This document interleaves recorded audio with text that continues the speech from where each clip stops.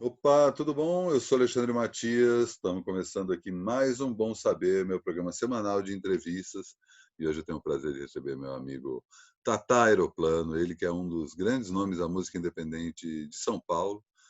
Vou repassar um pouco a trajetória dele, que acabou de lançar um discaço, né? Tata vai ali, cada disco, um degrau a mais em sua trajetória e, ao mesmo tempo, afinando aí seu cancioneiro, né? A forma como ele tem de se expressar musicalmente, cada vez mais afiado. Delírios Líricos é o nome do novo disco do Tatá, que foi lançado em plena pandemia. A gente vai começar o papo falando sobre isso, mas depois a gente acaba voltando aí. Eu queria aproveitar para o próprio Tatá contar um pouco a história dele. Ele está completando 18 anos de carreira solo. Vou aproveitar para voltar aí quando ele chegou em São Paulo, Jumbo Eletro, o contato dele com o Júpiter Maçã e outras viagens que a gente pode ter durante essa próxima hora. Vou chamá-lo aqui e a gente já começa esse papo. Está entrando aí, agora vai. Fala, Tatá. Salve, salve, Matias. Tem que virar aí a câmera. De novo, deu Aí, esse. deixa eu virar Aê, de novo. Aê, aê, agora agora sim. foi. Maravilha. Opa, Como é que tá? Tranquilo? tudo jóia? Tudo bom, bicho? E você? Tudo bom dentro do possível, né? Dentro do possível, né? Da porta para dentro tá tudo tranquilo. E tu tá no interior, né? Tô no interior. Tá aí. Tô em Bragança Paulista.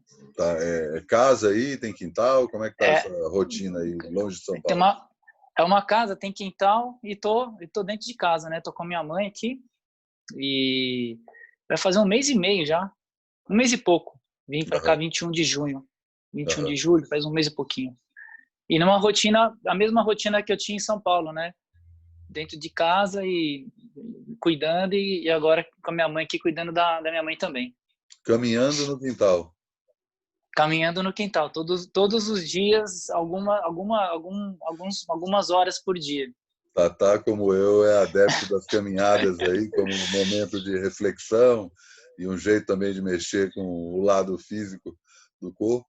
E a gente sempre fala sobre isso, né? Como caminhar é inspirador e foi uma das coisas que a quarentena pegou pesado em cima da gente, né? Mas tem que continuar O, andando de um jeito ou de outro, né? é, Parado não é, dá, né?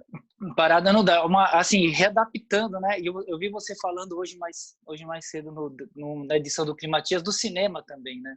Aham, E eu ia muito ao cinema, muito, tipo, sei, 3, 4 vezes por semana.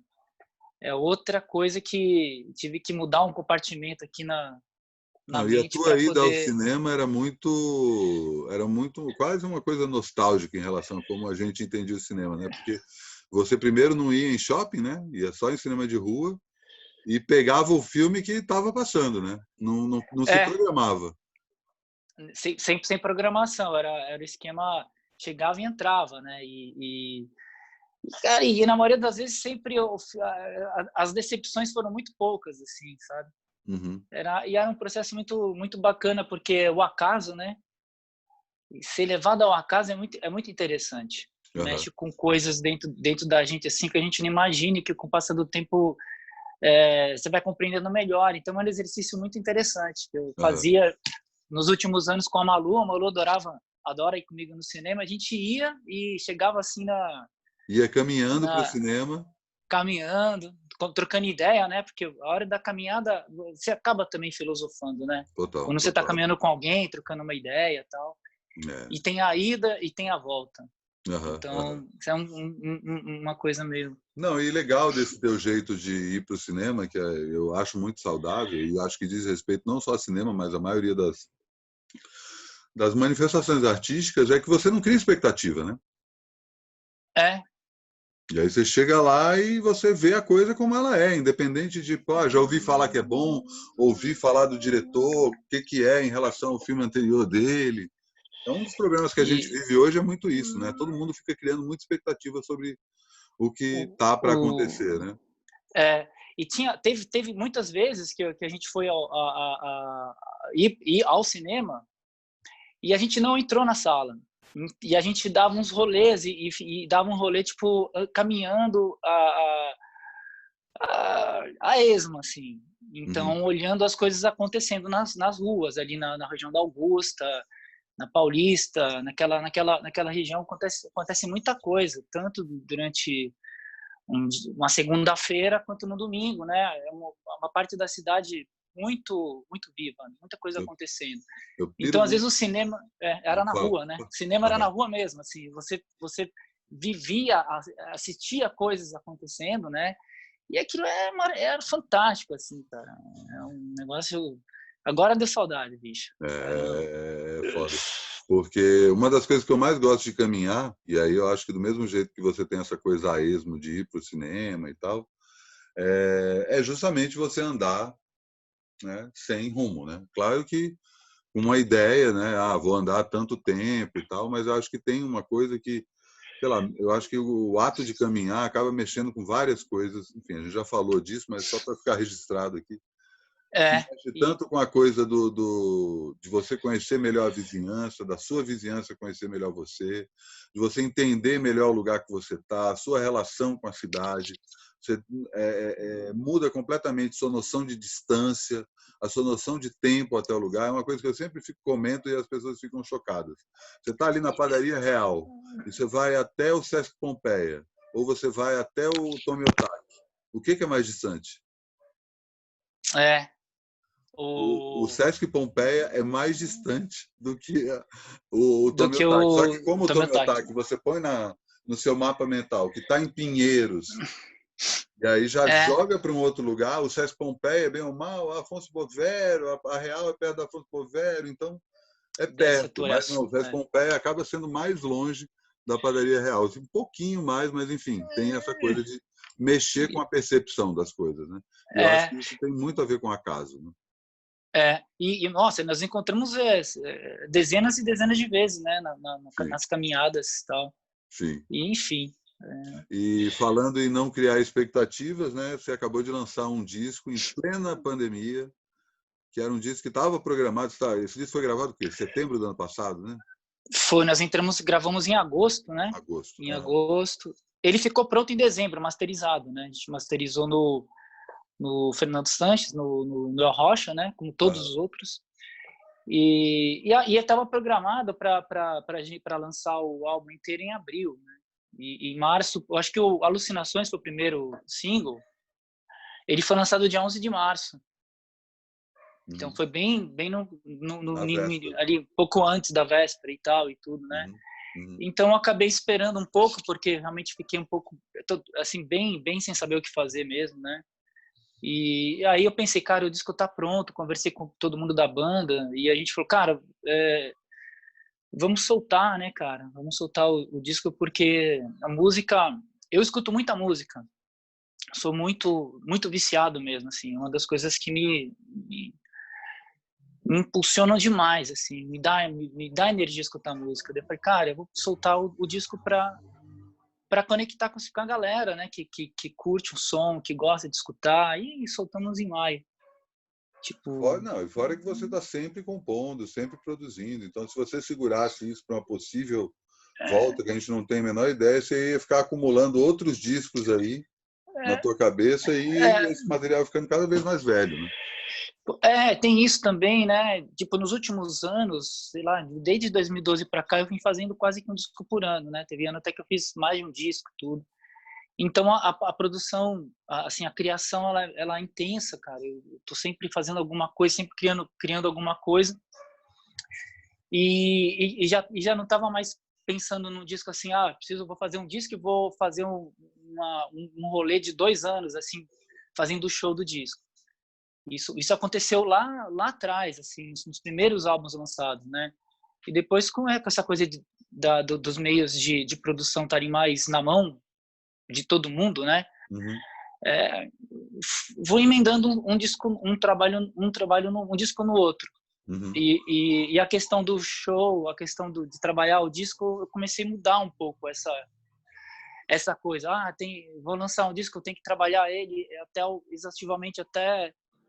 Eu fui encavalando as coisas. Eu não sei se isso... Eu nem sei dizer o porquê, mas eu fui encavalando o disco em disco.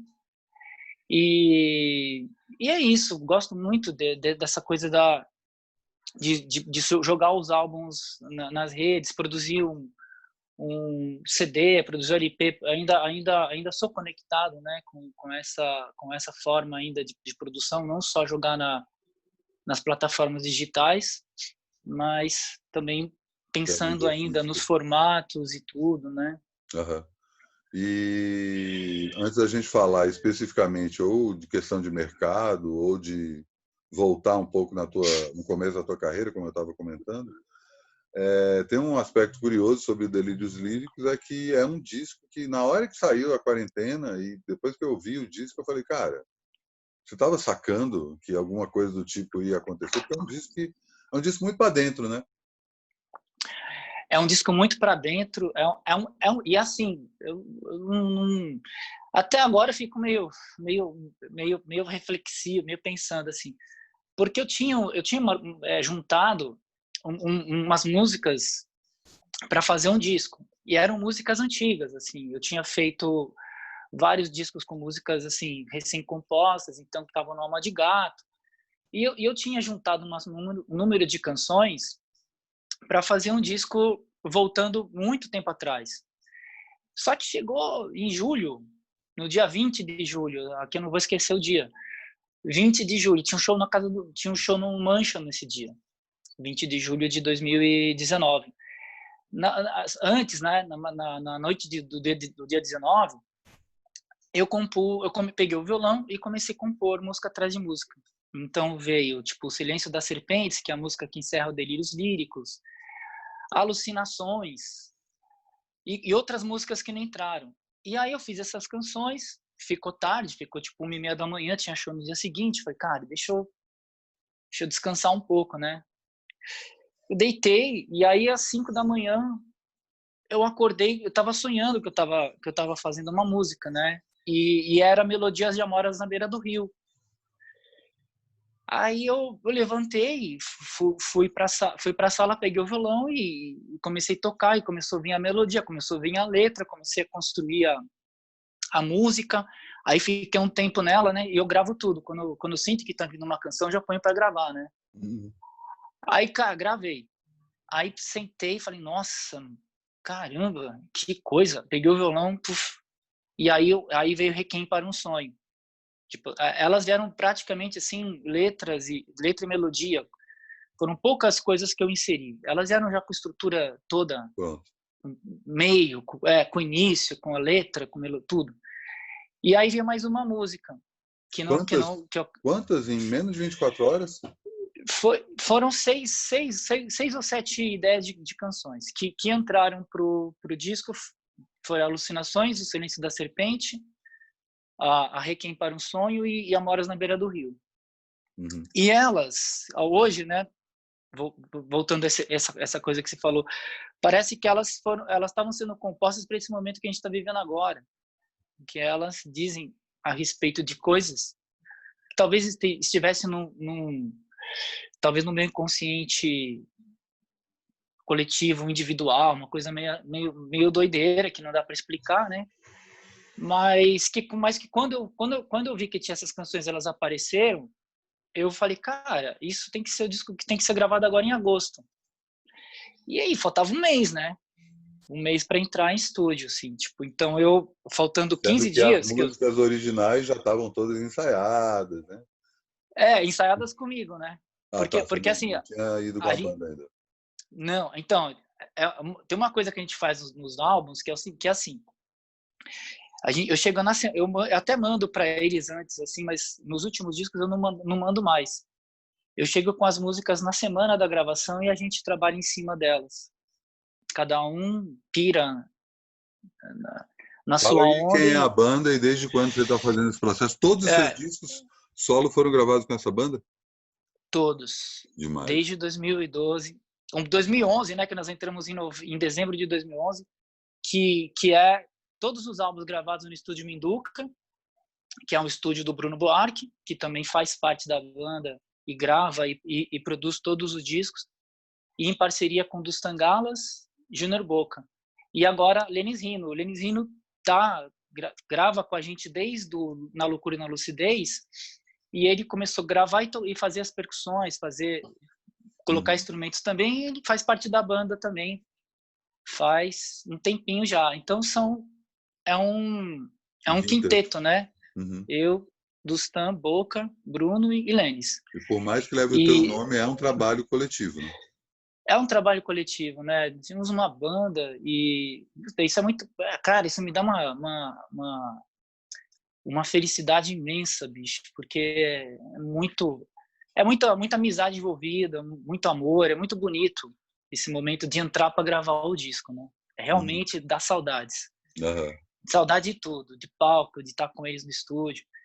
E aí, enfim, aí falei, cara, eu vou ter que ter essas músicas agora, dominar elas de uma maneira ou de outra, porque elas são recentes, né? Uhum. E aí, uma semana antes, eu fui lá e me envolvi com essas músicas novas. E elas acabaram entrando, e aí eu acabei compondo Delírios Líricos uns 10 dias antes, né? E aí foram caindo as músicas que estavam programadas para entrar nesse álbum. Uhum. Foi entrando essas 4 que eu já falei, entrou Delírios Líricos, e na semana de gravação, a música Cabeças Cortadas, ela foi composta começou sendo composta na quarta-feira dentro do estúdio Minduca, e na quinta-feira nós gravamos ela ao vivo. Então ela foi composta durante a semana de gravação. Então foi um disco de muitas canções assim que estavam basicamente compostas há um mês ou menos de um mês antes de entrar em estúdio. Isso nunca tinha acontecido nos discos que eu tinha gravado coletivamente com eles, né, no Minduca. E foi incrível, cara. Foi muito, muito interessante porque a naturalidade toda. Eu estava muito, muito seguro para achar voz para cada canção, que é uma coisa que eu nem pensei muito a respeito. E nos outros álbuns, às vezes tinha coisas que eu tinha uma dificuldade de encontrar voz para uma música ou outra. Nos primeiros discos, mais ainda. E eu aprendi muito a exercitar o canto trabalhando em parceria com eles, no primeiro disco. Uhum. Foi uma evolução muito, muito interessante para mim, que não sou cantor, né? E nem, assim, nenhum músico musicista, assim. Sou uma pessoa que escreve letras e compõe melodias e toca poucos acordes. Enfim, aí foi um processo muito, muito interessante no Delírios Líricos, um processo de muita coletividade, parceria, a gente lá no estúdio, a gente fica uma semana inteira, né? A gente começa segunda e vai até sexta. E começa 2 da tarde, vai até 10 da noite, tem dias que a gente passa um pouco mais, mas aí não é para fazer som, a gente fica trocando ideia, tomando uma birita, confraternizando, né? É Uhum. uma coisa que é sempre muito natural. Enfim, foi um disco que teve participação da Biba Graff, que fez sanfona, putz, lindo demais, da Malu Maria e Bárbara Eugênia nos vocais, e do Beto Antunes, Lanterna, que fez um trompete de boca no Silêncio das Serpentes, né? Uhum. Mas, cara, foi isso, Delírios Líricos.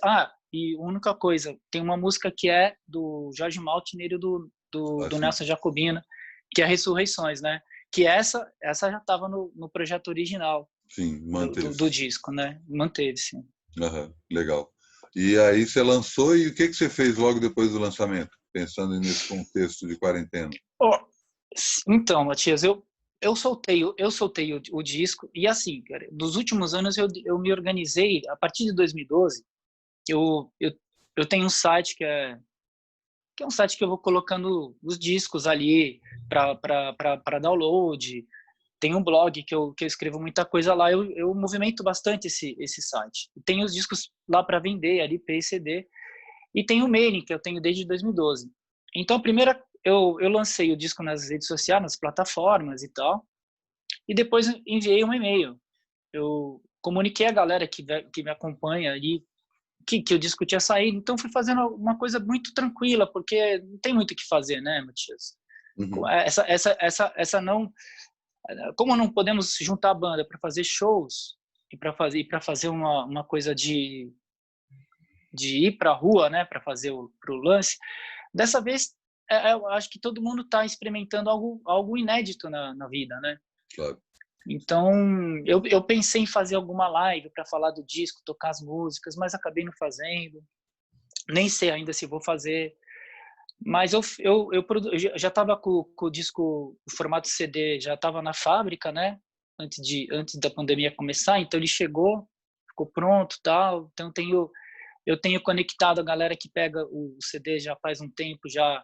Então tenho trabalhado com essa galera que já me acompanha e que pega os discos e tudo. E o que eu tenho feito mais assim relacionado a isso da música hoje é comunicar com essa galera que me acompanha e tem enviado os CDs, os LPs, é uma coisa que eu sempre tive organizadinho, assim, né? Uhum, uhum. Por gostar muito dos físicos ainda, de colecionar LP, de colecionar... Eu coleciono tanto LP quanto CD, né? Eu não parei de colecionar as mídias, né? Uhum. Também sofro desse mal. O É. Delírio já virou físico, não? Delírio já virou físico, Já tá tem o CD, já está com o CD, então eu tenho feito isso, eu tenho despachado os CDs para a galera que adquire pelo site e entre em contato comigo pelo Instagram, pelas paradas todas, né? E eu já tinha também planejado o LP dele, então acho que até o ano que vem deve vir o LP e tal, né? Dele e do Vida Aventureira, né? Você falou também. Vida Aventureira é uma ideia, quer dizer, Vida Aventureira a gente tem uma, como é que se diz? Tudo que a gente vendeu de CD físico, eu e a Bárbara a gente guardou tem que estar guardadinho. E a ideia tipo, é de fazer todos os discos gravados do Minduca em LP. Então tem o projeto do Vida Aventureira, o projeto do Alma de Gato, e que era para rolar esse ano, né? Mas devido a tudo o que aconteceu, agora não tem como saber muito como vão ser nossos próximos meses, né? Então não dá para, não estamos dentro de uma normalidade, então Claro. aí muda tudo. E você está em São Paulo há quanto tempo, Tatá? 20 anos já? Ou mais que 20 isso? anos, 20 anos. Você chegou no ano 2000? Não, eu cheguei em São Paulo em 93. Então não. Então, pera, não é 20 anos. 27 Quase anos. 30. 27 anos. Achei que você tivesse chegado, mas você veio conta aí essa tua vinda de Bragança para cá. Então, vim para São Paulo em 93 para fazer faculdade. E aí cheguei em São Paulo, cara, é outro mundo, né? O interior, ele tinha uma coisa muito diferente mesmo, sabe? E aí em São Paulo, a primeira coisa que me salvou foram as pessoas que eu conheci. Eu conheci amigos assim que me começaram, eu já fazia música, já compunha, né? Tava aprendendo a tocar violão. E porque eu comecei a compor desde pequeno, letra e melodia. Uhum. E não falei para ninguém. Então a primeira composição eu fiz com 6 anos de idade. Nossa. E eu tava tipo assim caminhando com meu pai e me veio uma ideia de letra e música. E eu comecei a compor, e foi um negócio meio bizarro, saca? Meio estranho, entendeu? Claro. Aí até meu pai perguntou, falou, o que você está cantando? Eu falei, nada, né? Não sei o quê, fiquei tímido, cara. Aí eu lembro que eu cheguei, eu cheguei na casa que a gente tava, e eu fui tomar banho, e aí memorizei a melodia. Aí eu tava aprendendo a escrever, né? 6 anos de idade, 81. Aí, pá, aí comecei a compor, aí começou a vir algumas músicas. E quando vinha a ideia, eu registrava. Mas só então, o texto, não registrava o áudio. Não, Então, só o fita texto. nessa época. Nossa, imagina. Registrava a melodia na cabeça, né? Aí, beleza. Aí fui compondo, fiquei adolescente, aí comecei a compor mais. Juntou um monte de música. Aí, quando eu tava com uns 15 anos, eu tinha uma banda em Bragança que fazia... Meus amigos, assim, eles faziam cover, né? É uma banda de cover. E eu tinha intimidade, assim, amizade com alguns deles, assim. E um dia eu cheguei e tomei coragem de falar que eu tinha várias músicas. Eu falei, pô, eu tenho várias músicas. Aí os caras assim, porra, como assim, Tata? Você não toca nem instrumento? Como que você pode ter? Não, eu crio letra e melodia. Não sei. A galera desdenhou, né? Aí tinha um cara que estudou comigo, que depois eu fui reencontrar ele no mercado de peixe, na banda Bauru, que é o Bibi, o Fabiano. Uhum. Aí um dia o Fabiano tocava violão, o Fabiano tinha composto uma música, ele tocava violão. E aí um dia ele pegou e tava tocando violão assim, e aí ele começou a tocar uma música dos Ramones. Aí eu fui lá e cantei, né? Ele falou, cara, você canta, cara, não sei o quê. Eu falei, eu canto Componho. e componho. Pô, que massa, tal. Daí um dos caras da banda falou, pô, se você tem umas letras e melodias, eu aprendi a tocar violão, esse meu amigo. Aí ele falou, cara, traz essas músicas aí, vamos ver se eu consigo tirar. E aí eu fui na casa dele com várias letras e tal, e aí eu cantava a melodia e ele pegava os acordes, então rolou uma magia, né? Aí nesse dia eu falei, caramba, agora sim. E foi bem nesse período que eu cheguei em São Paulo. Aí tinha uma amiga, né, que eu falei que fazia as músicas e nesse período já tinha gravado umas fitas cassetes. E ela pegou, escutou assim, ela falou assim, cara, essas E já músicas era são... Tatá Aeroplano? Não, até então era só Tatá, né? E Tatá foi na universidade, quando eu estava com a galera, assim. Eles Você me fez o apelidaram em quê? São Paulo. Eu fiz comunicação, com comunicação, publicidade e propaganda. Onde, na E USP? aí, não, na FAP. Na FAP, tá. Uhum. Aí essa amiga, ela chegou e escutou a fita e voltou assim, falou assim, cara, eu gostei das suas músicas, tal, mas ela achou que eu devia escutar muita pouca coisa, que as referências eram as referências básicas, né? Aí ela chegou com um monte de fita cassete, Nick Cave, Leonard Cohen, Nick Drake. Ela me apresentou um universo Tu não conhecia de nada. sons, nada. Em Bragança a gente conhecia Essas tuas o que músicas tocava. eram de onde? Vinham de onde? Quais eram as inspirações? Tu ouvia o quê? A, a, a, Relacionava a quais artistas? as inspirações era Raul Seixas, era Legião Urbana, né? Inclusive Rock o brasileiro. rock brasileiro. Quando eu escutava o Quatro Estações, né? Eu ficava lendo 1000 vezes aquele encarte do Renato Russo que ele escreve, aquilo me dava eu li aquilo lá e falava, bom, acho que é isso, né? E o fato de quando eu cheguei ali para fazer uma faculdade, eu não sabia o que fazer. Eu sabia que ia trabalhar com música, mas como, né? Se eu não sei tocar imagina, nem minha família sabia que eu fazia música. Então era uma coisa muito doida. Então quando eu fui para São Paulo, eu caí num universo muito muito muito legal de uma galera que ia para o Aeroanta, que frequentava os lugares, mas eu não conseguia ir muito, né? Não tinha como. Então eu ficava recebendo tudo de orelhada. Ontem teve o show, Raimundos foi no show, não sei, Raimundos fez o primeiro show, Chico Sainz e Nação Zumbi, era tudo assim, né? E você ia pegando tudo por orelhada. Mas nesse momento de escutar as fitas, de escutar esse material, eu fui aprimorando assim uma coisa. E eu não tinha banda, então era muito difícil também, porque estava sozinho e não sabia como fazer alguma coisa. Então fiquei em São Paulo de 93 até 97, sem ter banda. Então foi um período que eu fiquei tipo produzindo muito, compondo bastante, aprendi a tocar o violão, que eu não sabia. Aí Mas comecei a chegou a compor fazer só. show? Não, show nesse período não. Só assim, de vez em quando pegava o violão, né, nas rodinhas assim, fazia, né? Sim. Apesar de ser tímido, eu tocava nas rodinhas. Aí assim, aí me formei, tipo, em 97 foi o ano que eu me formei, e eu não fiquei em São Paulo, cara, mas eu não fui trabalhar na área. Eu não fui trabalhar no que eu me formei. Uhum. E foi dificílimo, né, cara? Então, tipo assim, eu tava querendo trabalhar com música, mas não tinha nada, não tinha banda e tal.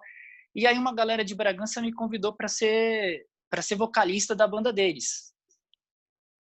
Só que era a banda, só que era para cantar cover, né? Daí eu fiz uma reunião, que eu fui lá na reunião da banda, tal, não sei o quê. Eu falei, cara, mas eu tenho um monte de música, cara. Eu só animo se for banda autoral. Se a gente for trabalhar autoral, cara, porque cover eu não sou cantora, né? Uhum. E aí não rolou, fui embora e tal. E aí tava em São Paulo e tava quase que meio que voltando para Bragança, porque não tinha como não tava sem trabalhar lá, né? O trabalho que eu fazia tinha saído fora. Aí os caras me ligaram e falaram, cara, a gente mudou uns integrantes da banda aqui e a gente quer fazer uma banda autoral. Então, Legal. eles me chamaram e aí foi aí que eu comecei a minha parceria com o Fernando Maranhão, que depois se desdobrou no que foi o Jumbo Elétrico e o Cérebro Eletrônico, né? Uhum. Então, foi em 97, Matias, que Uhum. eu comecei com banda. Mas a E quando primeira a gente... banda, como chamava? Essa primeira banda chamava Gorpiava. É um nome aqui de Bragança. E nesse período foi assim, eu tava aqui, eu vim para Bragança e aí eu me conectei também com a galera da Casa de Cultura da cidade, a Sociedade Sinfônica. E eu comecei a fazer coisas com eles também, entendeu? Então eu comecei a fazer coisas aqui em Bragança e em São Paulo. E aí foi o momento que eu falei, cara, não, dá. A gente começou a criar bastante, compôs um monte de música, eu já tinha várias músicas prontas que a banda... Trabalhamos arranjo junto, montamos uma banda aqui, começamos a tocar, a banda começou a circular e teve um movimento autoral na cidade, que inédito, né? Que não existia isso, Uhum. assim. E começou com um movimento com outra galera que depois foi para São Paulo também, que é de Bragança, que é o Meno Del Picchia, Que e legal. o Juliano Polimeno, que hoje Uhum. trabalha na PlayX, eles tinham uma banda chamada Macacos Sem Pelo, que era uma banda que tocou muito em São Paulo. O Meno tocava na Banguela, que era uma banda que tinha o Bruno Buarque, o Danilo Moraes, uma galera assim conhecida e tal. E aí a gente começou a fazer umas coisas, o Macaco Sem Pelo, Gorpiava, eu queria uma cena de música autoral em Bragança. Uhum. E ao mesmo tempo surgiu o Galpão Busca Vida. Sim, O nessa Galpão época. surgiu em 90. Então criou-se um cenário Mas muito isso você muito. voltou para Bragança, você ficou em Bragança. Não, então Estava ficava. lá em Então, casa. eu tive uma coisa, porque quando a semana que eu vim para, porque assim, eu já não tinha mais como me sustentar em São Paulo. Aí na semana que eu voltei, cara, com esse negócio assim, quando é para acontecer, algo inesperado acontece, né? Aí eu tava mó triste, porque, cara, como é que eu ia fazer para eu já vivi em São Paulo em 97, 98, indo no cinema. E eu tinha juntado uma grana que eu tinha trabalhado vendendo livro em banca de jornal, bicho, com chapa. A gente vendia livro circulando por tudo quanto é banca, os 4 cantos de São Paulo, vendendo livro em banca de revista. O negócio foi durante quase 1 ano e meio. Então, quando eu parei de fazer esse trabalho com esse meu amigo, eu consegui me manter em São Paulo, mas chegou uma hora que não deu mais. Uhum. E aí na semana que eu voltei para cá, eu tava aqui, eu vim segunda-feira, meio que despedindo da minha galera lá de São Paulo. Aí na terça-feira tem a Universidade de São Francisco aqui, que é a USF, que tem um campus em São Paulo também. É uma universidade franciscana. Aí eu falei, putz, peguei um currículo que eu tinha e fui na universidade e deixei lá, que tem um setor lá que era a Pró-Reitoria Comunitária, que era um setor que trabalhava tinha um núcleo de cultura, cidadania, pastoral universitária e esportes. E eu falei, vou deixar, quem sabe eu seja chamado para trabalhar no núcleo de cultura e arte, né, e tal. Deixei o currículo, voltei para casa dos meus pais. Aí passa não passa uma hora, toca o telefone. Era o de São Paulo. Falei, olha, a gente acabou de receber um fax do currículo seu aqui. Tem uma vaga para gente cultural, só que tem uma coisa só, é no campus de São Paulo, no campus do Paris. Aí eu pulei de alegria, bicho. Aí eu não acreditei, nem dormi à noite. Aí eu falei, caramba. Aí o cara, o que me contratou, que era um franciscano, o Frei Sérgio, né? Aí ele falou, cara, você pode estar aqui amanhã às 9 da manhã? Eu falei, claro, meu. Aí peguei o ônibus 5 da manhã, fui direto para lá, fiz uma entrevista, troquei uma ideia com ele. Aí ele até pegou, ele pegou meu currículo e é tipo assim, era currículo surreal, bicho. Eu tenho até ele guardado, assim, é muito sem noção. Tipo assim, como é que era? Que sabia sobre dadaísmo, sobre surrealismo, você entendeu? Era tipo... Tudo que você Imagina, sabe. meu. Lunático, né? Sem Lunático. trocar lâmpada. Eu estava escrevendo um livro, né, que chama Vigílias, que eram poesias de escrita automática, né? E aí no currículo tinha lá, está preparando para o lançamento futuro vigílias, poesias automáticas, inspiradas no era isso. Aí ele falou, eu gostei e tal de cara. Só que assim, eu tô começando a trabalhar aqui agora, o cara que me contratou, o Frei Sérgio, né? E eu vi que você gosta de fazer várias coisas e tal, mas cara, eu vou te contratar, mas olha, vamos com calma, porque eu tô aqui faz uma semana e vamos fazer alguma coisa junto aqui, cara, mas vamos com calma. Aí beleza.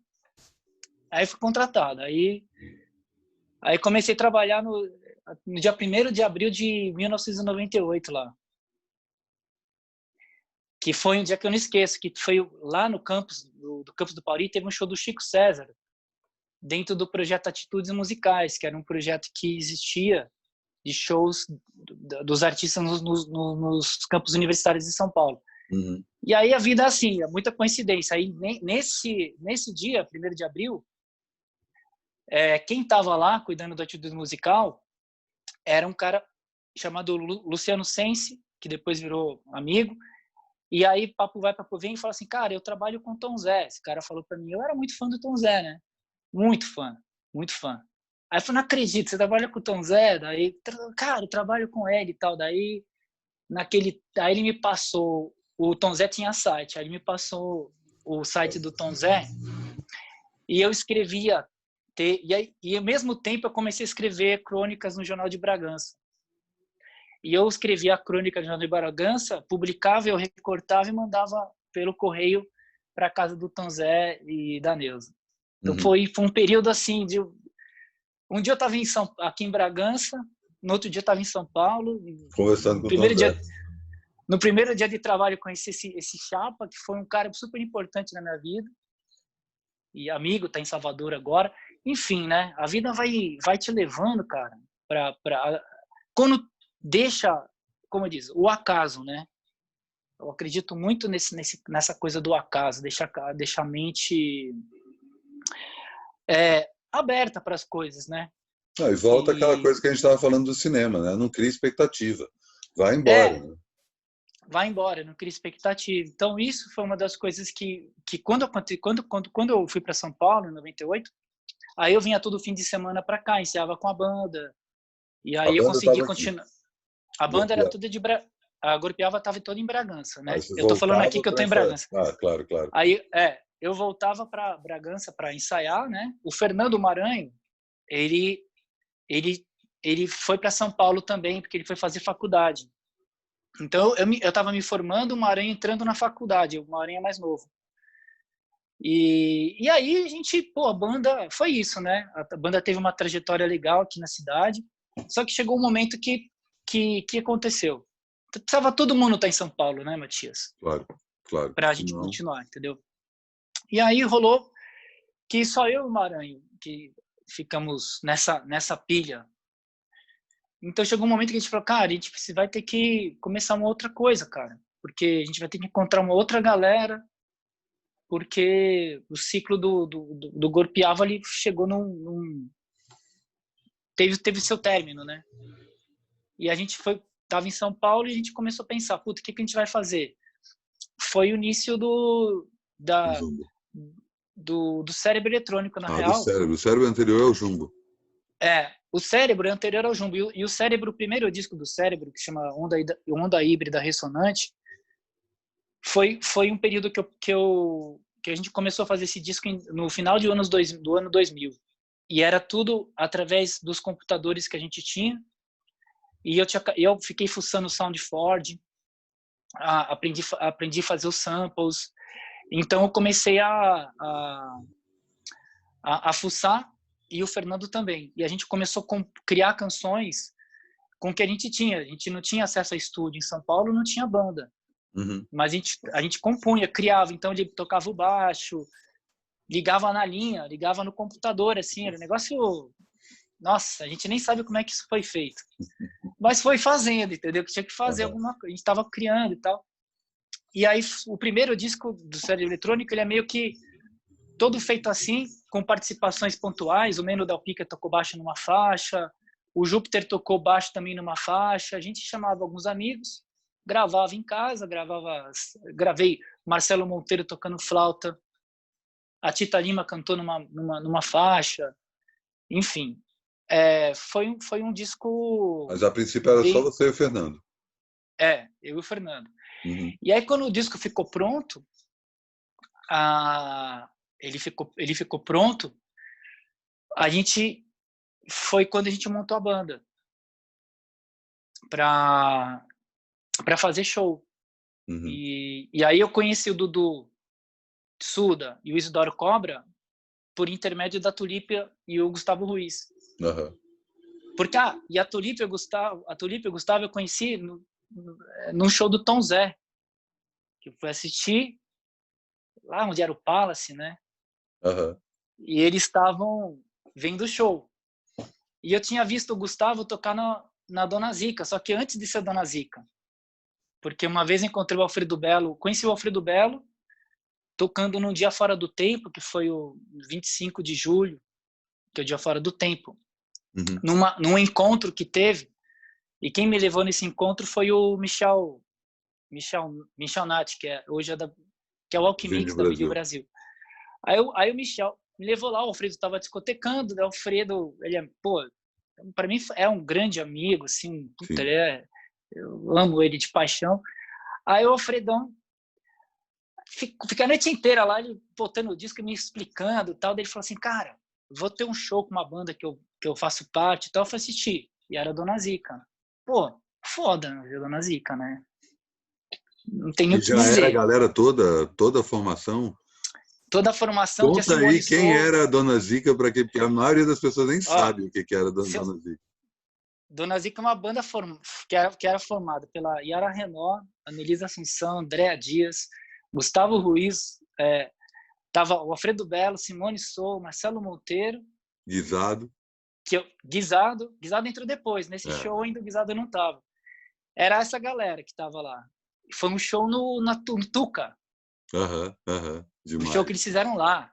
Aí, pô, foi demais, cara. Daí eu pirei, né?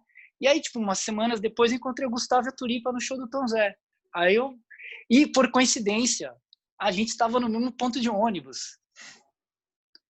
E eu sou tímido, entendeu, cara? E eu fiquei, será que eu falo com ele ou não falo? Será que eu falo ou não falo que eu vi ele? Aí fui falar, falei, cara, eu vi você tocando tal, no show em tal lugar. Mesmo, não sei o quê. Daí, assistindo para onde? A gente acabou pegando o mesmo ônibus e acabamos indo lá para perto da Paulista, né? Que eles moravam ali se não me engano, na Bela Sintra. E aí eu convidei a fazer um encontro em casa. Eu convidei eles para irem. Falei, cara, eu vou fazer um encontro, que é um encontro que era meio para comemorar o fim do Apartamento Jazz, que era o filme que eu tinha ajudado o Júpiter a fazer. Eu ia puxar justamente esse papo. Como é que o Júpiter entra nessa história? Tu cita o Júpiter assim, en passant, como se fosse um conhecido meu, né? Mas você sabia muito bem quem era o Júpiter e em que momento você conheceu ele? O Júpiter eu conheci comprando o Sétima, né? Ah, que demais, demais. Aí começa aí, eu fui na Baratos e Afins e começa com é inusitada essa história. Eu fui na Baratos e cheguei pro Calanca e falei, Calanca, você tem aquele disco do Júpiter Maçã, a Sétima Efervescência e tal, né? Daí o Calanca, porra, cara, esse disco aqui, cara, o Júpiter tocou todos os instrumentos e tal. E o Marcelo Nova tava dentro do balcão, lá dentro, pegando CD, como se fosse um cara da loja, né? Uhum. Aí se intrometeu no meio, ele falou assim, porra, isso aí, não sei o que, tirou uma onda, sabe? Falou, que isso aí, toca essa música, esse rock aí que falam, tal, não sei o quê. Pra mim, a música acabou na década de 70, né? Daí, eu falei, pois é, por isso que a sua banda não conta, né? Aí eu virei e joguei essa, mano. Aí o Calanca, tipo assim... Aí eu, não, mas espera aí, Marcelo Nova, espera aí. Falei, porra, mano. Falar isso, cara? Aí, e eu não tinha nem escutado, não tinha nem escutado o disco ainda, né? Aí, beleza, aí comprei, peguei o CD, né? Fui pra casa, ia a pé, né? Morava ali na Veiga Filho. Aí cheguei e eu dividi o apartamento nesse período com um amigo que era o cara que me ensinou a tocar violão, que era músico, mas ele estava fazendo, mas ele é médico. E aí ele estava fazendo residência na Santa Casa, né? Aí eu cheguei, pá, era meio da tarde, assim, comecinho da tarde, botei o CD e fiquei escutando na sala. Aí rolou o Lugar do Caralho.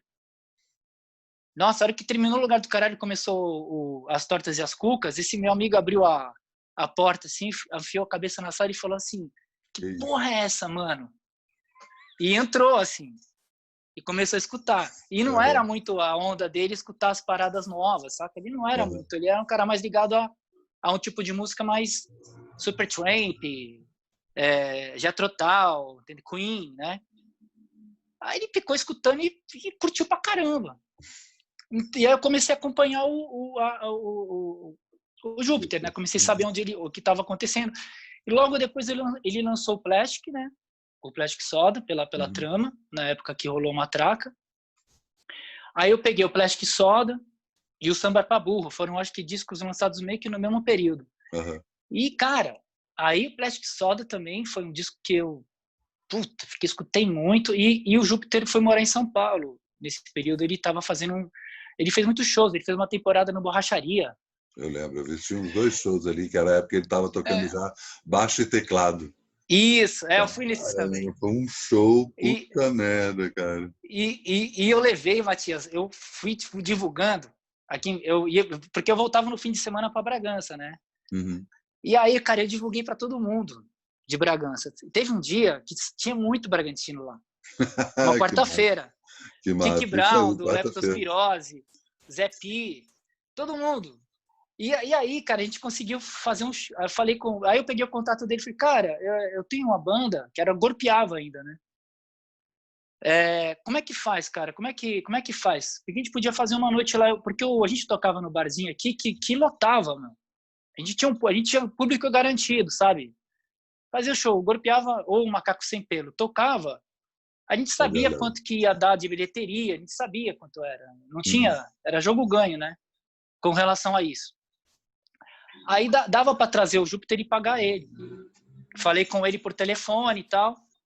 E aí fizemos um show. Teve Gorpeava e Júpiter Apple. Demais. Que a única pena é que o show não durou inteiro, porque o Júpiter explodiu o equipamento, explodiu o sistema de som da casa, entendeu? Queimou. E aí ficou a tua conexão e tu virou brother do cara. E aí nesse dia a gente ficou tocando violão, putz, cara, a noite inteira, a gente foi até de manhã tocando violão. Eu, Cleiton, Reisi e o Flávio, né? E aí, cara, a gente ficou amigo, assim, a gente se encontrava por acaso também, entendeu? Porque ele frequentava muito a região da Paulista também, da Augusta, né? Uhum. Então a gente se encontrava, trocava ideia. Teve madrugadas que eu saía para andar de rolê de madrugada e encontrava ele por acaso. Puta que loucura! Ele andava com um saco, uma sacola com um monte de CD e um Discman e um fonão. Cara, muito doido. O que tá escutando? Ele tá escutando. Ele tinha o Bitaband, ele tinha uns sons que ele tinha feito um rolê na Inglaterra, né? Uhum. Então ele trouxe um monte de coisa. E ele saía para dar uns rolês de madruga, a gente se trombava e a gente acabou ficando amigo, né? Tanto que daí... E aí, como é que isso dá no Apartment Jazz? Então, o Apartment Jazz foi que eu fui... Então, eu fui assistir o Reis do Iê, Iê, Iê, né? Ele entrou em cartaz em janeiro de 2001, justamente quando eu tinha saído da universidade. Então, trabalhei na universidade de 98 até 2001. Aí eu saí da universidade e tava sem ter o que fazer. Cara, puta, e agora o que eu vou fazer da vida? Tô fudido, porque não sei como vai ser, né, e tal. Aí, tá, fui ver o filme, cara, encontro o Júpiter na saída da sessão e ele tava pra ver ia ver a próxima sessão do Reis do Iê, Iê. Aí ele falou assim, cara, você não quer ver de novo? Eu falei, pô, meu, acabei de ver. Ele falou, mas então me espera aí, vamos trocar uma ideia, porque eu quero ver o filme e quero conversar com alguém, né? Depois do filme. Eu falei, beleza. Aí assisti um outro filme, e aí terminou, a gente sentou e ficava muito entusiasmado pelo filme, assim, né? E ele falou, cara, vamos fazer um filme, eu tenho uma ideia, vamos fazer, você me ajuda e tal. E aí foi, a gente marcou um dia, quinta-feira. Eu escolhi uma VHS pra gente fazer uns testes e tal, emprestei de um amigo. Aí a gente pegou domingo e ficou filmando, sei lá, das 4 da tarde até outro dia, até as 10 da manhã, fazendo experimentos Demais. E ele foi escrevendo os diálogos já. Ele já foi fazendo o roteiro e o Apartment Jazz foi todo assim. Ele descolou depois uma câmera, uma mini DV. Foi todo filmado já na sequência. Ele editava no dedo. Foda. Tudo take one. Tudo take one. Não teve 2 takes, sabe? E demais. E aí foi isso. Tum, tum, tum, tum. E aí ele escrevia o roteiro, me ligava, falou, cara, você tem uma ideia para a continuidade do filme.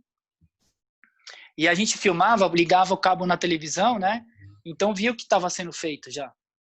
Sendo que precisava só parar os takes mesmo. Uhum. Os takes mesmo, né? Demais. E, enfim, para mim foi um baita aprendizado. Porque claro. Primeiro, assim, ver o processo criativo dele, né? Com relação a isso, que uma coisa que depois dos clipes que eu fiz, que eu filmei, editei, foi muito nessa estética.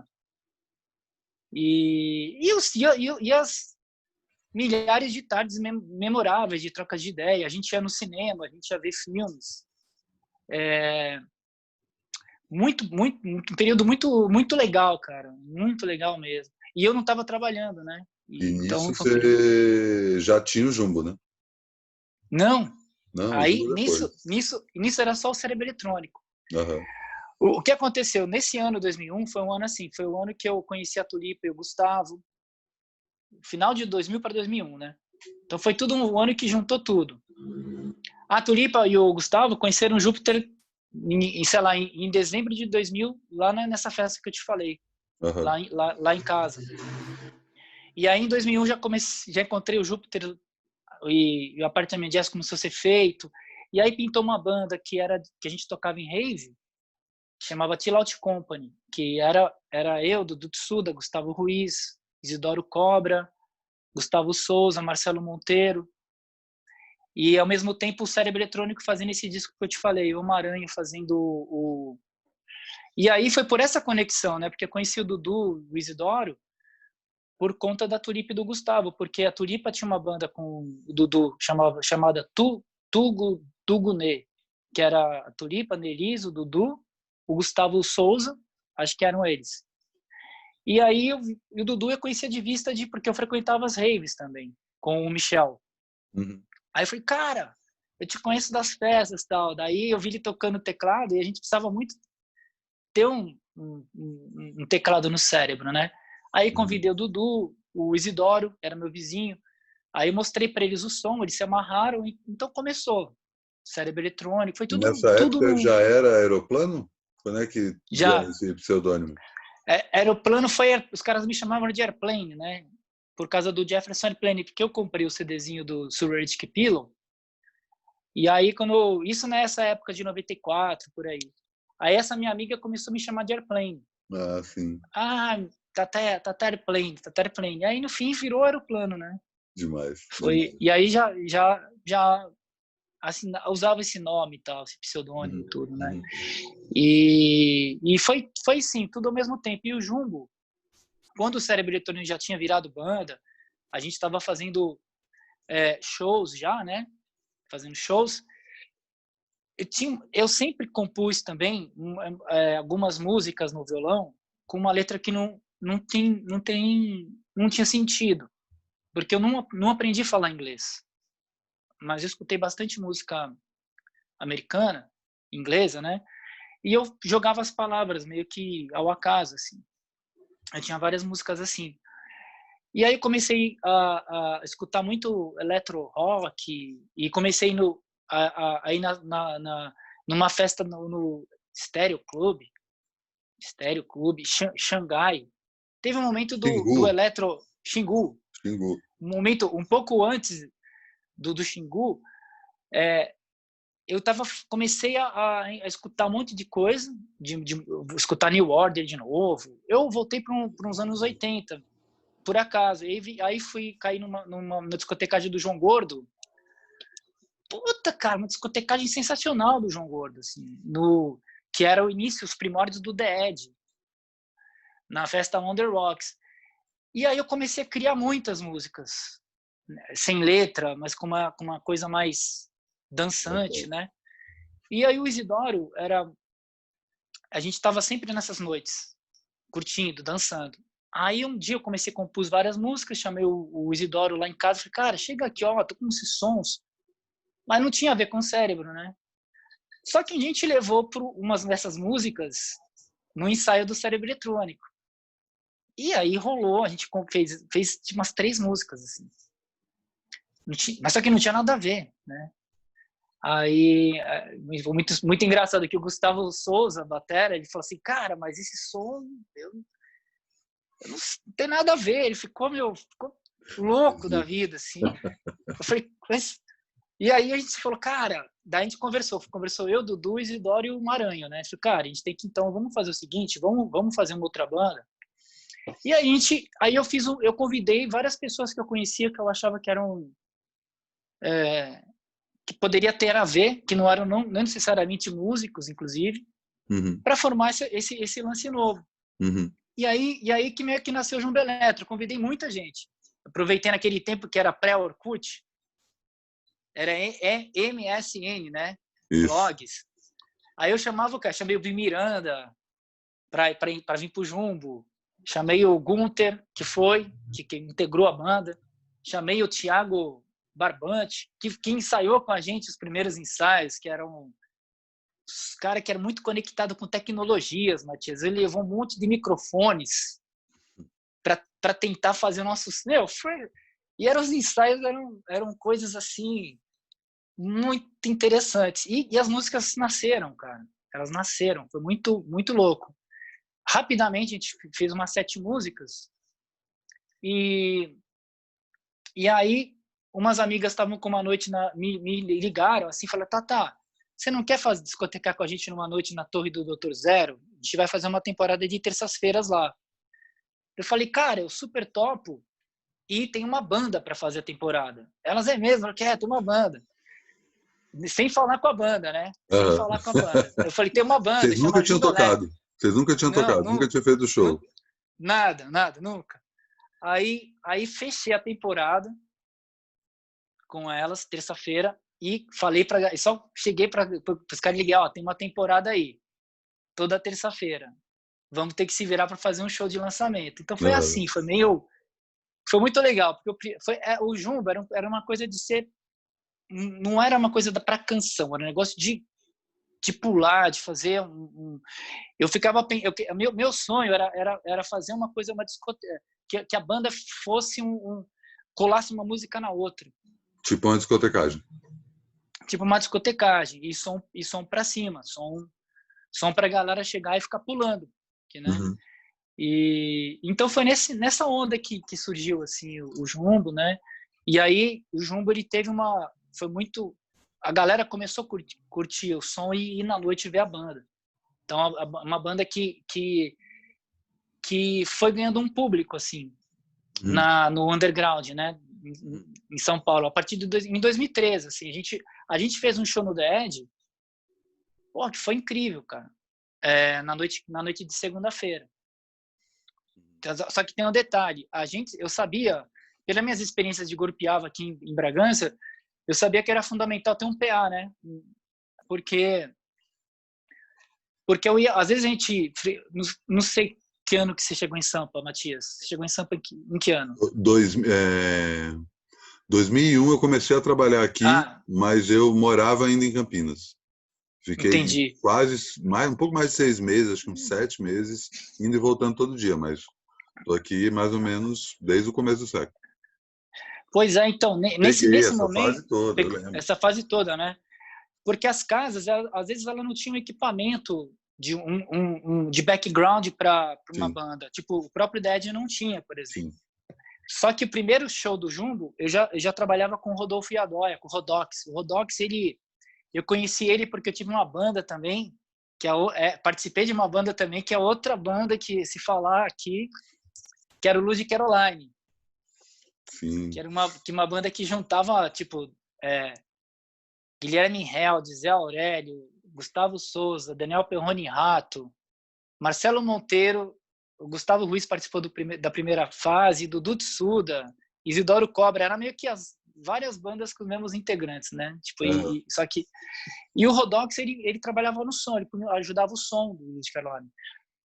E eu sabia que era importante ter, que é um integrante da banda, né? O técnico de som, super fundamental. Então, quando teve o primeiro show já na Torre do Dr. Zero, eu fui com o Rodolfo lá, ele viu que precisava e ele estava investindo em som. Então ele levava o som dele. Tanto que o show que nós fizemos no The Edge, a gente chegou, tipo, eram coisas que ninguém tava. Falei com a galera da produção da noite do Under Rocks, eu não tinha ainda intimidade, né? Assim. Aí, mas, cara, tem que chegar às 2h da tarde. E não tinha, a casa abria muito mais tarde, então a gente conseguia conversar, eu conversava, falava, não, você tem que chegar cedo para montar o som e tal, daí a gente chegava, afinava, conectava, levava um PA todo. Fazia toda a passagem. E fazia a passagem independente do som do Dead, né? Porque o Dead não tinha não tinha, né? Sim, amplificador. Então, cara, quando o show rolou, era um show mesmo. Tava tudo soando, tava tudo bonitinho, tinha o Rodox operando. Então isso fazia com que o show ele ganhasse um punch assim, né? E o Jumbo foi nessa toada, era uma galera. Era o Rodolfo no som, a banda era grande, era 7 pessoas. E aí você ficou aí a primeira década direto com essas duas bandas principalmente, mas fora isso você teve vários outros projetos, né? Sim, essas duas bandas foram bandas que lançaram os discos, né? Então, tipo, o Jumbo lançou um disco em 2004, começou em 2003, gravou rapidamente, lançou o disco em 2004. O Cérebro, a gente começou a gravar o disco em 2001 para lançar em 2004. Aí, paralelo a isso, tinha o Luz de Caroline, que eu já falei, né? O Chill Out Company. Tive uma banda que a gente abriu para o Tom Zé no Galpão Busca Vida, chamada Incrível Orquestra Lúdica de São Longuinho, que foi uma banda que para abrir o show do Tom Zé. Foi um show só, foi muito legal, eu compus músicas especialmente para esse projeto, mas não dava para muita coisa, né, cara? E a gente chega uma hora que a gente começa a ficar muita informação. Isso tem a parte muito boa, que você vai tirando muita experiência de vida, né? Cada banda dá um livro, né? Mas aí chega uma hora que você, cara, vamos focar no Jumbo, vamos focar no Cérebro. Então eu acabei focando mais nessas duas bandas, e de 2004 até 2008, né? Porque tipo, os primeiros discos foram o Cérebro e o Jumbo lançaram discos em 2004. E aí em 2008 teve um gap de 4 anos. Aí vem o Pareço Moderno, que é o segundo disco do Cérebro Eletrônico, né? E aí chega uma hora que você começa a focar na tua carreira solo. Qual que é esse momento? Quando é que cai essa ficha que, tipo, tá na hora de eu assumir? É, Que aí, no fim das contas, é só voltar para o começo, né? Aí é começo é dos anos voltar para o 90, começo, quando você era só o Tatá. isso. E aí tem uma coisa que tinha os papos que eu tinha com Júpiter, né? Quando a gente estava fazendo Apartamento Jazz, eu tocava violão e tal. Inclusive tem músicas que estão nesse disco no Delírios Líricos, que são músicas que eu mostrei pro Man naquele período. E ele falava uma coisa para mim: olha, Man, você tem canção, você é um, como é que ele falava? Ele usava um termo em Songwriter. inglês, né? Songwriter, e ele falava muito do Donovan, muito desses caras que pegam do Dylan, né, que pegam o violão e tal, e que ele O teve um famoso momento cantautor, né? Agora cantautor, o termo é isso. esse. E ele falava assim, cara, eu mostrava algumas músicas para ele e falava, cara, guarde essa música com carinho, mas para você gravar mais no futuro. Isso é uma coisa muito doida, entendeu? Que lá atrás, assim, mostrava, eu lembro que eu mostrei algumas músicas, tipo essa que tá no disco agora, que a Deusa de 67 e a outra, e as duas seguidas, agora vai me fugir a memória. Esqueci, Deusa de 67, me fugiu agora outra música. A terceira e a quarta do disco são músicas do período Apartamento Jazz ali. Uhum. E que ele falava assim, cara, para mim tá mais maduro para fazer esses sons. Uhum. E porque o projeto, a banda, inclusive, tipo, o Cérebro Eletrônico era uma coisa que a gente pesquisava mais também, invenção. Não era uma coisa de, eu não era um cantautor dentro do Cérebro, apesar de ter algumas canções nesse, Uhum. não era uma coisa mais de uma ideia mais de coletivo, pensando mais nos Mutantes, assim, como conceito de disco, uma música bem diferente da outra, pesquisar timbre, o Maranhão tem uma pesquisa de guitarra que é maravilhosa, de arranjos e tal, e que as músicas que nessa toada, elas não podia fazer um disco inteiro assim. E eu já tinha muitas e muitas, né? Muitas músicas assim nessa onda. Então, quando eu estava terminando o Deus e o Diabo no Liquidificador, que era esse disco do Cérebro, e que várias pessoas falaram para mim assim, na intimidade, cara, quando eu lancei o Pareço Moderno, muita gente falou assim, meu, lança um disco seu agora, esquece Cérebro e pá. Tipo, sério, um negócio assim. Eu falei, não, mano, tinha na minha cabeça que tinha o Deus e o Diabo no Liquidificador para ser feito, já estava sendo planejado, né? Um disco muito criado junto com o Marinho, os arranjos e tudo. Ele produziu junto com o Alfredo Belo o disco. E aí, quando terminou Deus e o Diabo, aí eu falei, cara, agora eu vou reunir as músicas para esse próximo disco, um primeiro disco individual. E aí eu já estava com o Dustan e o Junior Boca, assim, tipo, na mente, porque a Bárbara me convidou para participar do primeiro disco dela, né? O Jornal de Bad. E ela me chamou para fazer uma música. A música que a gente tinha composto junto, para mim gravar voz e violão. E até então, eu nunca tinha gravado voz e violão em estúdio, assim. E eu fui. No dia anterior, ela até falou assim, tá. Você vai lá, o Boca e o Dustan falaram que querem que você grave violão. Aí eu falei, imagina, eu vou chegar lá, vou falar pro Boca pegar os acordes e tocar. Eu não toco, né? Eu toco mais pra... Já cheguei no dia lá no estúdio do Calil, que ficava ali na Capital Federal, meio de ressaca, assim, tipo, nem dormi direito, meio que virado, ainda meio chapado, assim. Os caras não fizeram gravar.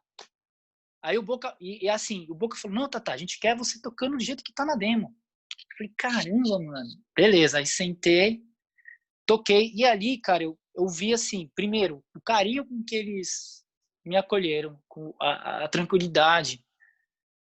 E eles me fizeram olhar para uma coisa que até então não tinha olhado, que eu poderia de vez em quando pegar e fazer aquilo. Trazer uma coisa super minimalista, uma voz e violão. Tanto que no Deus e o Diabo no Liquidificador, a música que encerra o disco, Já é assim. aí eu já fui para esse... Porque eu fiz isso antes lá nessa participação. Então eu fiquei assim, falei, cara, quando eu for fazer o primeiro disco, eu vou chamar o Dustan e o Boca.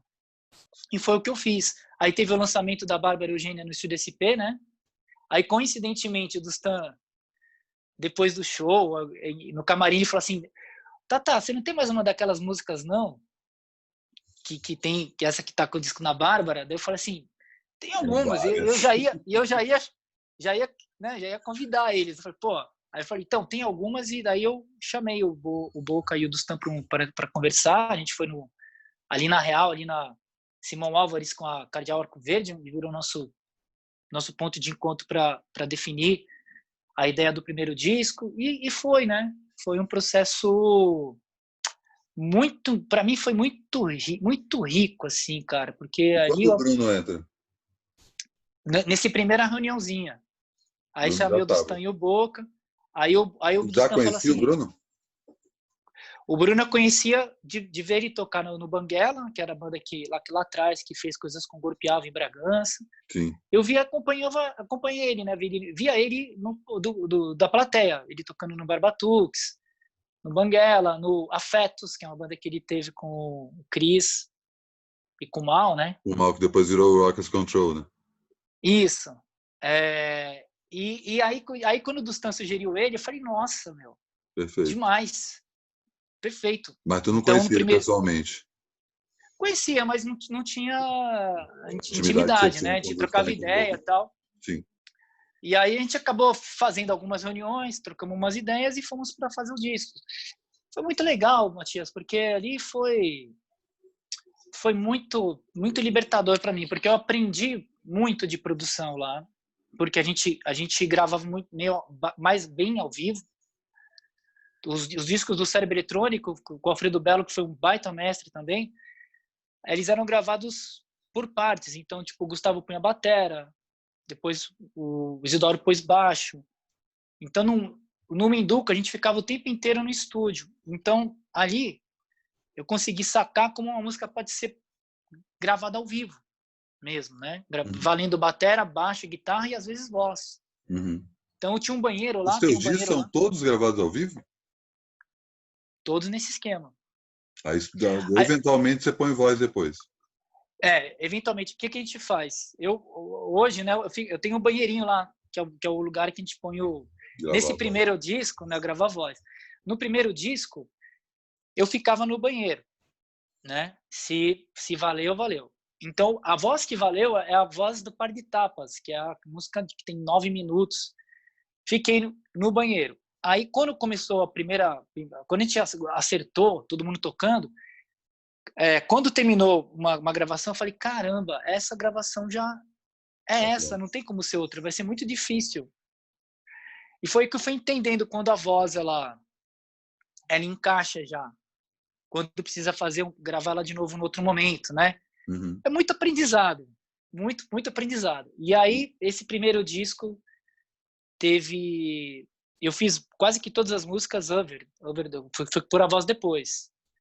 Mas já Na Loucura e na Lucidez, mais da metade do disco, a voz valendo é a voz ao vivo já. Uhum. E isso foi se acontecendo nos álbuns posteriores, né? Uhum. Porque a gente tá ao vivo mesmo. A gente fica Bruno na batera, Dustan no baixo, Boca na guitarra. Uhum. Às vezes Bruno na batera, Lênis na percussão, sai todo mundo, né? E isso foi uma coisa que depois, quando eu fui fazer o Vamos pro Quarto, né, do Cérebro Eletrônico, aí eu falei, galera, vamos fazer um disco ao vivo também, desse sistema. Daí esse disco a gente gravou lá no Submarino Fantástico com o Otávio Carvalho, com essa mentalidade que eu tinha adquirido gravando o primeiro solo. Álbum, o solo, né? E o segundo disco é o Na Loucura e na Lucidez. Além do título do disco, isso aí também é um método de trabalho teu, né? Fala um pouco disso. Tipo, Na Loucura e na Lucidez foi um... Bom, primeiro que era um momento que eu passava realmente muito alterado, assim. Bebia muito. E tava muitos anos assim, cara, o negócio da noite é uma doideira, bicho. Porque eu comecei a trabalhar na noite bastante mesmo a partir de 2003, 2002, 2004, 2005. Fui residente da Festa Under Rocks. comecei a tocar muito à noite. Então você tem momentos onde você está na noite lá discotecando e você desequilibra. Você fica muito louco e o dia seguinte é um dia. Você tem que recuperar, às vezes você tem coisa para fazer. Então eu passei num estado muito doido, de loucura. Que eu não sabia que eu estava vivendo esse momento, mas efetivamente era isso, né? Era o tempo inteiro. E eu me dei conta disso quando eu estava começando a trabalhar Na Loucura e na Lucidez. Foi aí que me dei conta que eu estava há muito tempo já girando nisso e que eu precisava de um pouco de tranquilidade. Porque, mano, senão não ia dar. Não dá, é muito doido, entendeu? Então foi quando eu comecei a equilibrar um pouco. Foi quando eu comecei a entender o quanto a me relacionar melhor com o meu corpo e com a minha mente, né? Porque eu sempre caminhei, sempre andei e tal. Só que, cara, se você beber demais, fumar demais, fizer muita coisa e correr ainda, você vai tendo e cafeína, café, você vai liberando muita coisa e você começa a ficar a ter surtos, coisas.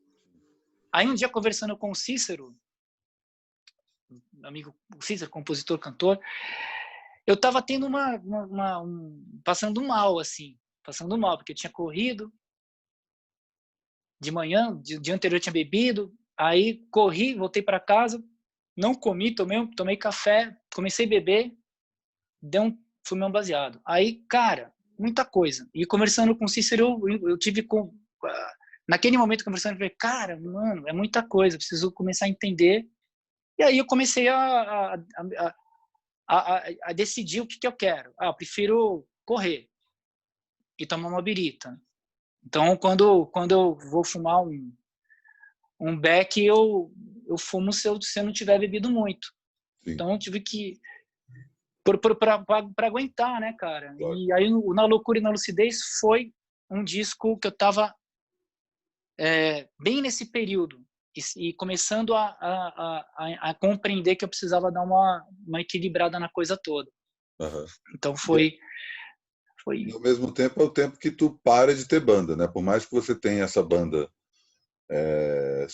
sólida com os 3 caras, 4 contando com o Lênis, eles não são propriamente um conjunto que você faz coisas junto o tempo todo. Você toca muito sozinho, você tem todo um lance de discotecagem e, ao mesmo tempo, esse momento Na Loucura e na Lucidez também tem a ver com essa independência financeira, né? E sim. Aí você começa a criar todo um sistema de acompanhar os gastos, né? Toda essa coisa. Eu vou vender o CD para depois prensar o vinil. Isso. Então, Matias, isso, cara, eu vou te falar, veio lá de trás, mano. Porque é o seguinte, quando a gente tinha já as primeiras bandas, até o Gorpeava, a gente sempre trabalhou com a caixinha. Né? E aí, tipo assim, no Jumbo Eletro, o Chill Out Company, Luz Caroline, a gente fazia shows e uma parte da grana eu já guardava para o Cérebro Eletrônico. Foi uma banda que o primeiro disco com o Maranhão lá, a gente foi custo muito baixíssimo, porque a gente não teve estúdio. Aí começamos a fazer muito show, discotecagem. Aí eu voltei a trabalhar na universidade. Então, eu trabalhei de 2003 a 2006 na universidade. Então, o que a gente fez? A gente fez como se fosse um autofinanciamento coletivo para cada banda. Então, o Jumbo Eletro gravou todo o primeiro disco com grana de cachê de show. Demais. Então, a gente não... E assim, nesse período, do Jumbo, para mim era muito terrível de viver financeiramente falando. Eu não sei como é que eu consegui, mas eu tive uma força de vontade, assim, na loucura mesmo. Foi doideira. E eu aprendi, eu falava com o Melo, com o Júpiter, ele falou, cara, é assim, meu, tem que ir dando cabeçada, tem que ir, né, entendeu? Não tem como. Mas é isso. Aí em 2000, quando o Jumbo começou a fazer o show, lançou o primeiro disco e o Cérebro lançou o primeiro disco, a gente foi guardando grana. Então o Pareço Moderno foi todo com grana já guardava uma parte para fazer o próximo disco e uma parte a gente tirava para cada um fazer o que bem entendia. E eu comecei a discotecar. Então eu criei um sistema de vida financeira em cima, trabalhando como DJ mesmo, né? E comecei também a discotecar, não só nas casas noturnas, mas me chamavam para uma festa de aniversário, me chamavam para várias paradas assim que eu fazia por fora, né? E que vinha um cachezinho, pagava as contas e tal. Então isso. E aí em 2012, quando eu faço o primeiro álbum, eu estava trabalhando em parceria com a Fonobase, que era a Fonobase lançou o Deus e o Diabo no Liquidificador, Pareço Moderno e o Terroriste do Jumbo Eletro, né? E aí, tipo assim, eu combinei com o Ju Polimeno, falei, cara, vamos fazer esse disco e tal. Só que o Ju falou, cara, a gente não tem de onde tirar a grana para colocar. E nesse período, aí ele falou, por que você não faz um crowdfunding, um financiamento coletivo? Aí eu falei, bom, se for fazer o financiamento coletivo, vai ser para prensar um vinil. Porque eu já tinha a grana do disco para fazer o álbum, né? Já tinha grana para fazer o álbum, para fazer o CD e tal. Então eu fiz a gente saiu com financiamento coletivo para produzir LP e um compacto. Então quando o disco foi lançado, aí eu comecei a cuidar da distribuição também, que é uma coisa que eu nunca tinha feito. Eu tomei mais juízo para as coisas. O então teu foi site o que também começa nessa época também, né? Começa nessa época. Toda essa coisa de você juntar esse mailing que você estava comentando. Isso. Tudo aí. E o que aconteceu? Isso foi me tirando daquele movimento de loucura que eu estava te falando que eu estava. Porque eu tive que começar a ter uma disciplina. Tipo, e comecei a ir para as lojas e distribuir o disco e vender direto para a Livraria Cultura. Pô, genial, vendia por CPF. A Cultura chegou a comprar muitas remessas de CDs. Era maravilhoso. Aí eu comecei a ocupar uma parte do meu dia e comecei a ter uma parte dedicada a isso. E comecei a gostar também. Porque isso me dava um pouco de chão para não passar, sei lá, acordar e ir para o cinema e depois ir para o boteco beber. Porque não tem um trabalho, né, e tem outra diário. coisa também, que acho que tem muito artista que não se liga nisso. Claro que artista que está começando, que é um trabalho, né? Por mais legal, prazeroso que seja, não dá para você simplesmente falar, as pessoas vão me pagar para compor e para ouvir. Não. Tem todo um trabalho que não dá para encarar de outra forma. É um trabalho prazeroso, é um trabalho que satisfaz, mas ao mesmo tempo você precisa gerir isso dessa forma. Exato. E foi muito de ter convivido com muitas pessoas que me passaram isso. Então, tipo, Alfredo Belo foi muito mestre, foi um cara que me ensinou muito, só de conviver com ele, de ter trabalhado com ele. É um cara que chegava e falava assim, porque eu tenho uma coisa meio de ser um pouco meio... Assim, a gente vem do interior, a gente não tem... As nossas referências, elas acabam virando as pessoas que chegam para somar com a gente, sabe? Claro. E você tá um pouco sozinho, por mais que você não tem uma família, não tem ninguém por perto, né? E aí você acaba tendo muitas figuras que chegam e vão te orientando, te ajudando, de conversas. Os papos que eu tive com a Arícia Mesa lá em 2004, 2005, quando ela veio para São Paulo, a gente era vizinho. É muito legal, porque isso passa uma experiência. E é um trabalho mesmo, né, Matias? Porque, cara, não tem como. Só vai dar certo se a gente estiver concentrado, fazendo com amor, fazendo com tesão, trabalhando mesmo. Porque a música tem a parte que é muito linda, cara, que é a parte quando você cria uma canção, você vai para o estúdio, pira. Mas para esse momento existir, eu acho que quando eu tive a consciência de que eu consigo propiciar esses momentos todos de epifania, de doideira, desde que eu tenha um momento que eu esteja centrado e que consiga organizar tudo para ter esse momento. E eu não ter que depender de, eu tô nessa loucura, mas eu não sei como é que eu vou pagar o disco e como é que vai ser e tal. Então eu consegui organizar isso a partir de 2012 mesmo. E fazendo os discos exatamente do jeito que você queria, né? Você nunca teve que fazer nenhuma concessão. Agora a onda é folk, agora a onda é isso, psicodélico. Não. Você sempre fez os discos do jeito que ele queria.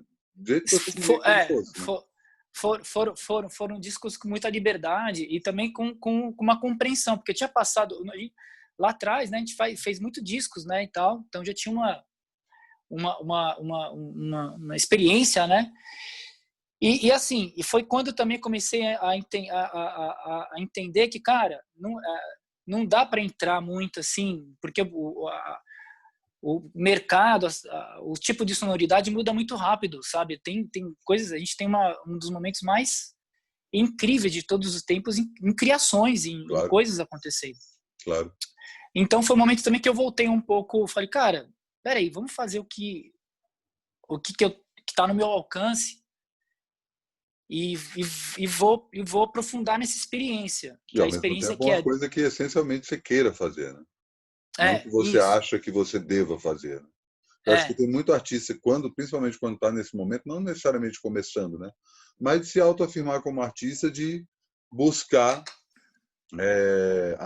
como é que o fulano gravou o primeiro disco solo, qual que é natural que você passe essas referências, mas o tempo todo pensando que a sua experiência é única, né? Você não adianta percorrer um caminho que outra pessoa fez, que você não vai acontecer a mesma coisa que aconteceu com ele. E tem isso, e tem uma outra coisa que aconteceu, Matias, que foi muito, muito doido, é que quando eu fiz o disco em 2012, lancei, foi quando eu comecei a fazer as vendas diretas pelo site. E eu comecei a cuidar disso, entendeu? E a galera comprava o disco e eu respondia, e quando os caras viam que era eu que estava cuidando tô trocando e-mail, né? Uhum. Aí, pô, te acompanho desde a época do Frito, no Jumbo. Então, eu comecei a entender e ter um diálogo mesmo, de troca de ideias, com a galera. E a cada disco que lançado, a cada trabalho, seja com Cérebro, ou com Frito, ou Vida Aventureira, isso vai, de uma certa maneira, isso vai ampliando. Claro. O número de pessoas que vão pegando os discos aumenta. Uhum. Por toda essa lógica que existe do mercado ser totalmente hoje digital, de plataformas digitais, de estar tudo no YouTube, de estar nas redes, por outro lado, eu fui vivendo uma experiência que não bate muito com isso. É legal estar lá, mas não é tão central. Não é central, porque se um dia isso acabar, total, sei lá, se amanhã... Daí a tua necessidade de prensar os discos. Né? E aí a necessidade de prensar... A necessidade de prensar é porque que realmente isso é uma coisa que ajuda a ir para o estúdio e gravar o próximo, né? Então, claro. Tipo, o LP, ele custa muito caro para você produzir. Custa muito caro. Mas você vende ele num... assim, os LPs eu sempre ponho num preço muito acessível à galera. Então, eu acabo escoando os LPs. Eles vão e eu vou lá e uma parte eu ponho no próximo disco, outra parte eu ponho para fazer um próximo LP. Então, as coisas vão funcionando assim. Elas vão criando uma vida própria.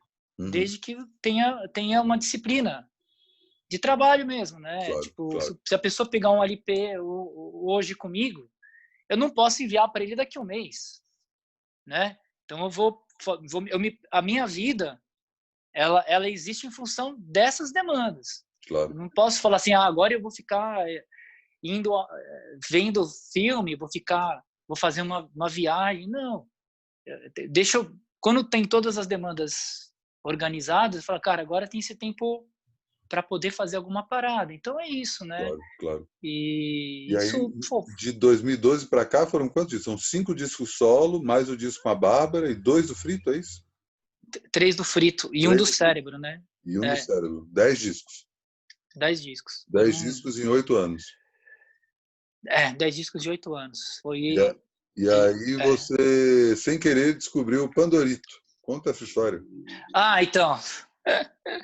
Isso foi assim. Então, tá vendo? Então, vou contar. Um fã da Bárbara Eugênia, quando a gente lançou Vida Aventureira, lá em 2017, né? Aí eu recebi uma mensagem no Facebook do Aloysio Cavalcante. Ele mandou uma mensagem para mim no Facebook e falou assim: oi, Tata, eu conheci você através da Bárbara Eugênia, do Vida Aventureira, né? Que vocês fizeram o disco. E eu queria comprar eu vi que você tem vários discos, eu queria comprar todos que você tem. Demais. Eu falei, caramba, nunca ninguém tinha feito isso, né? Aí eu falei, caramba, tal. Daí eu falei, sério? Daí eu vi quais os CDs que eu tinha. Aí, pô, peguei todos eles e falei, eu tenho esses aqui. E falei um preço, né? E ele falou, beleza, então eu vou comprar. Aí eu ia fazer feira orgânica no Parque da Onda Branca, toda terça-feira, né? Então eu ia a pé, na Vila Romana, descia ali, pegava Turiaçu. E aí tô indo lá, vejo uma loja de caixas de madeira. Aí eu olhei a caixinha de madeira e falei, cara, essa caixa acho que cabe CD dentro. Aí eu tava com a mochila, tinha uns CDs, sempre ando com alguns CDs, né? Aí eu fui na lojinha, peguei, botei o CD dentro, cabia direitinho, assim, mais ou menos, né? Cabia bonitinho. Aí eu cheguei pra moça que tava atendendo, falei, cara, tem caneta que eu desenho também, né? Pincel Desenho atômico. meu pincel atômico, uma coisa desse tipo. Aí tinha uma bonitinha, uma marrom, assim. Aí eu comprei a caneta, a caixinha, pintei e tal, não sei o quê, botei os discos dentro e mandei para ele. E aí, só que assim, antes disso, daí eu falei, cara, deixa eu falar pra galera, porque eu tinha esses CDs em catálogo, né? Ainda, algumas cópias de vários deles ainda. E aí eu publiquei, fiz um post, publiquei, aí, cara, nossa, aí começou a ter pedido. Aí eu fui Da caixa. da caixa, com CDs Demais. dentro. E aí, Matias, foi muito doido, cara, porque isso foi em 2017, foi o ano que eu fiz a temporada Lá no centro da Terra. no centro da Terra. Aliás, esse ano para mim foi muito importante, fazer essa temporada, fazer a temporada dos 15 anos, no início do ano, né? Acho que foi em março, Foi se não me março, engano. isso. Março de 2017. Foi a primeira Isso temporada. deu a primeira temporada. E isso para mim foi tipo o início, foi meio que encerramento de um ciclo que já estava rolando e início de um novo ciclo. Que demais. Né? Em todos os sentidos. Então, foi nesse período. Eu tinha mudado para Vila Romana, estava fazendo essa temporada, consegui entender melhor o que eu estava fazendo. Foi o primeiro momento que eu voltei a resgatar a minha parceria com o Paulo Beto, que a gente tem o 01, que é uma banda que começa em 2006 e ela existe ali interna, é só juntar a gente faz o 01. Né? Então, pude botar uma das terças-feiras esse projeto nosso, que o PB é outro cara muito importante na minha Segunda-feira, que vida. terça, cara. Foi segunda-feira. De segunda-feira, desculpa. Você fez... A primeira foi o lançamento do Frito. Cosmic Depois Damião. teve a primeira vez que você tocou o Vida Aventureira. Foi a segunda vez que vocês tocaram um para o outro, né? Vocês só tinham tocado uma vez antes, acho que na Serrinha mesmo? Na Serrinha, compondo. E aí, na semana seguinte, você gravou o disco, né? Foi. No dia seguinte. No dia seguinte, nossa, que demais, que demais. Aí, na terceira, foi você e o Paulo Beto fazendo o 01, esse som eletrônico. Isso. O 01 não tem nada gravado. 01 tem muita coisa gravada, só que tá tudo com o Paulo lançado. Beto. Tá. Não. Tá. Eu tenho... Não, eu gravei a gente foi pro estúdio, no Submarino Fantástico, e fizemos uma sessão. Tá toda gravada. Tem o PB, tem e eu tenho. Esse pode ser um disco que a gente pode fazer pro futuro. E aí, finalmente, a gente teve o Step, né? E o Step, Que era o lançamento Step foi do disco. O lançamento do disco, e foi também muito doido, porque o Step foi... O lançamento do Step meio que encavalou com o Vida Aventureira, né? Foi essa experiência, Matias, de fazer disco com outro, me trouxe muita coisa interessante, assim, cara. Tipo, que foi os shows que eu comecei a ir de voz e violão sozinho. Sim. Foi uma mudança muito de paradigma incrível. Foi a partir da temporada? A temporada, porque o Vida Aventureira foi voz e violão, né? Sim. Foi eu e a Bárbara voz e violão. Mas antes da temporada eu já tinha feito algumas coisas em 2016. Fiz a Mostra Cantautores em Belo Horizonte, fiz o Lock Bicho sem PA, se passa sem PA, com a Raíde e tal. E aí eu comecei a fazer shows sensorial, né? Mais intimistas. E aí eu comecei também a desenvolver um show, voz e violão, trazendo coisas do cérebro eletrônico, pesquisa, trazendo coisas de lá de trás. Então, em 2017, eu comecei tanto a fazer coisas com as bandas, quanto muito show também sozinho. E shows assim, tipo, em Ribeirão Preto, para mais de 100 pessoas, no meio da madrugada começa um show, e um show de sei lá, de quase 2 horas de show. Demais. Tocando. Então, isso eu não tinha essa desenvoltura. A partir do momento que você é colocado, que você fez o convite para fazer um show por semana, eu passei aquele mês inteiro, o mês anterior, com a temporada na cabeça. E foi muito legal, porque isso que acontece, alimenta a gente de ideias, alimenta a gente com desafios. Como é que eu vou fazer para divulgar? Como é que vai ser a divulgação? Como vai ser, tá? Aí tinha a Francine Ramos, incrível, ajudando pra caramba, tanto na produção quanto também ajudando na assessoria de imprensa. Então, cara, foi um momento que me deu a energia para a gente gravar o Vida Aventureira no Hora Astral. Foi colado, né? Foi tudo ao mesmo tempo. E isso, eu acho que isso é o que move a gente, sabe? E isso é trabalho, né? Isso é trabalho. Claro. Isso aí. Demais. E agora aí a gente volta para 2020. Você acabou de lançar aí seu 5º disco solo, sem poder fazer show. Quais os próximos passos? Sinceramente, eu não sei. Você está escrevendo aí, né?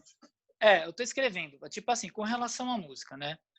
O disco tá lançado. Eu vou me dedicar, tá no mundo. Tem o formato físico CD, vai vir no fim do ano, vem o formato LP. Eu acho que agora é o momento de buscar estar centrado, né? Tipo, e esperar a música para quando puder ir para voltar a fazer shows presenciais. Eu assim, ainda estou pensando se eu vou fazer algumas coisas de live, se eu vou apresentar fazer uma retrospectiva dos discos, sabe? Mas eu tô pensando a respeito disso. Eu tenho me dedicado a voltar ao passado e fazer retrospectivas existenciais e escrito coisas, né? E então eu tô pegando esse momento para escrever, para voltar em momentos, histórias, e escrever elas e juntar com outras histórias que eu escrevi enquanto estava vivendo. Porque eu sempre fui de escrever, sempre gostei de escrever. Não sei se pode virar algum livro, alguma coisa assim, mas eu já tinha isso em mente, né? E então tenho feito isso. Eu tenho uma coisa com sonhos que é muito forte, então eu escrevo sonhos também desde pequeno, antes de estudar psicologia. Eu já escrevi os sonhos, que eu achava que eram bem interessantes, que era que nem música para mim, que nem quando eu fazia uma música. Então, eu tenho sonhos anotados desde que eu tenho 4, 5 anos de idade. Nossa, que foda. E que talvez vire isso também, talvez vire uma publicação, né? Demais. Eu tenho uma ideia de selecionar uma parte desses sonhos, né? E com relação ao futuro, é aguardar, ter paciência. A gente acho que só 2022 para tá tudo. Tô pensando assim, sabe? Em 2022 eu faz bem aí para justamente para a gente não criar expectativa e depois frustrado. E assim, bom, a gente conversa eventualmente por WhatsApp e tal, e cara, logo que começou a pandemia, foi uma das coisas que me manteve centrado, foi acompanhar o Climatias. Que massa. Demais. É muito bom mesmo, cara, porque foi um momento de é um amigo, né? É um amigo, pô, eu considero você um parceirão, um amigo, cara, um brother. Sim. E ver você se comunicando, você falando todo dia, isso me dava uma centralidade, sabe? Demais. Que eu tava precisando, a gente precisa, né, Matias? Sabe? Tá buscando isso. Foi super importante e vem sendo super importante porque eu continuo te acompanhando, assistir a alguns papos, né? Alguns bons bom saber que rolaram. Aham. E são momentos muito, muito incríveis, cara. É como você está lendo um livro, como você está vendo um seriado, porque eu não tenho, eu não consigo. Uma das coisas que eu não tenho feito, Matias, é ver filmes e nem minisséries. Eu vejo poucos filmes. Mas por quê? Falta de Né? concentração? Não, porque o dia o dia eu vou organizando assim. Eu gosto de fazer todos os rangos. Já isso há muitos anos já, né? Tem uma disciplina existencial que era assim. Eu organizava a semana em trabalhos que tinha para fazer e arrumar a casa, fazer os rangos. Então era pautado por isso. E eu saía para ver o cinema e voltava. E era todo esse movimento. Vou ver um show, isso aqui. E agora eu tenho me dedicado a escutar mais música e aí tipo vou pouco para ver um filme, vou pouco para ver um seriado. E eu aproveito esses momentos para sei lá, para assistir Climatias, para acompanhar alguns amigos que estão desenvolvendo coisas nesse momento para as plataformas digitais. Eu acho isso muito legal. Acompanho a festa do Gabriel e da Érica desde o começo do Autoramas de sábado, que eles põem a discotecagem de vinil. Amanhã, hoje tem o No Mato com o J. Wagner, que ele faz uma discotecagem na Rádio Mutante. Demais. E eu sei que você de segunda-feira ainda não fui te visitar, mas um dia eu vou lá te visitar no Twitch, né? Exato. Então eu tenho vivido isso, tenho vivido o Super Caos, que é outra discotecagem, discotecagem não, né? Outro programa de rádio que acontece na Mutante, que é na sequência do No Mato com J. Então eu estabeleci uma rotina. Demais. Para acompanhar amigos, assim, para acompanhar pessoas que são próximas. Eu acho isso muito legal. Guilherme Oswald, ele fez uma festinha psicodélica que acontece toda sexta, mas sempre as mesmas pessoas. É um negócio, parece um Twin Peaks do bicho. Se tivesse gravado desde a primeira festa até agora, é muito doideira, entendeu? Demais. E são essas coisas que eu tenho assistido. Demais. Então, e tem feito sentido. Tá. Se deixar, a gente fica até amanhã, né? Pô, com certeza, mano. Mas temos que chegar aos finalmente aqui. Tem uma dúvida que eu queria sanar, desde o começo que você falou. E essa primeira música que você compôs aos 6 anos de idade? Meu, então, ela tá aí, e chama Os Três Porquinhos. Cara, é assim, né? Como é que é? Você não gravou? Peguei em cima. Não gravei, mas um dia eu tenho que gravar, viu? Tem que gravar, pelo amor de Deus. Porque ela começa. Eu peguei a batida do Bill Haley, acho, Seus Cometas. Que era tipo: os três porquinhos foram tomar, parararão, 3 sorvetes derramaram no chão, foram pra escola estudar, parararão, riscaram toda a lição. Veio um policial banana dizendo pro lobo mau: ha, ha, ha, você é mau, mau, mau. Aí o refrão, né? Lobo mau, tem que ser o lobo mau, é o lobo mau. É um iê, uma coisa assim. Demais. Aí, mas isso aí, sabe quando você... Aquele momento é inesquecível. Ventou, deu uma chuva. No momento que eu estava compondo a canção, e foi um dia que a gente ficou... Eu e meu pai no temporal, caiu. Temporal. Forte, assim. Aqueles que você... E eu, para não esquecer a música, eu ficava cantando na cabeça. E meu pai, que é isso? Eu falei, não, nada. Eu falei, não. Ai. Tem que gravar. Essa trip para memória aí pede esse tipo de coisa. Tá. Demais esse papo, cara. Como eu disse, a gente podia continuar, mas de alguma forma sempre continuamos, né? Sempre continua, cara. Maior prazer, Matias, poder te receber aqui. Demais, cara. Prazer é o meu, cara. Queria agradecer pelo convite, agradecer por tudo que você tudo que está fazendo, está sendo incrível. Demais. Nós agradecemos. Como diz o nome, né? É um trabalho sujo, mas alguém tem que fazer, né? Então. Pô, que bom. Pois é. Bom, então tá. Falamos. Valeu, Obrigado, Tatá. Matias. Abração, fica Valeu, bem. mano. Um abração, Já. fica bem também. Até já.